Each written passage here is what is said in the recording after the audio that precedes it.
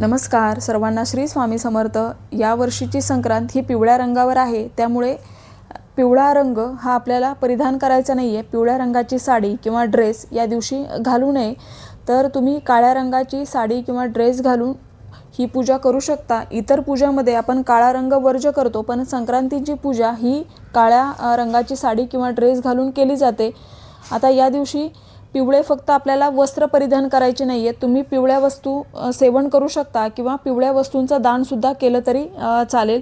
आता याच दिवशी षटतिला एकादशी आहे, तर आपल्याला तुळशीला स्पर्श करायचा नाही आहे, तुळशीला जल अर्पण करायचं नाही आहे आणि तांदूळ किंवा तांदळापासून बनवलेल्या कुठल्याही पदार्थाचं आपल्याला सेवन करायचे नाही आहे। संक्रांतीचा पुण्यकाळ हा या दिवशी दुपारी 3:13 ते 4:58 हा पुण्यकाळ आहे। पुण्यकाळामध्ये जर आपण दानधर्म केला किंवा नामस्मरण केलं, जप केला किंवा अंघोळीच्या पाण्यामध्ये पांढरे तीळ टाकून जर अंघोळ केली, तर याचं पुण्य हे आपल्याला कैक पटीने जास्त मिळतं। यापैकी जी सेवा, जी गोष्ट आपल्याला करता येईल ती नक्कीच करण्याचा प्रयत्न करायचा आहे।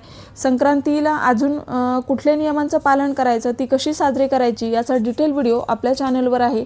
खाली दिलेल्या लिंकवर क्लिक करून तोही नक्की बघा। सर्वांना श्री स्वामी समर्थ।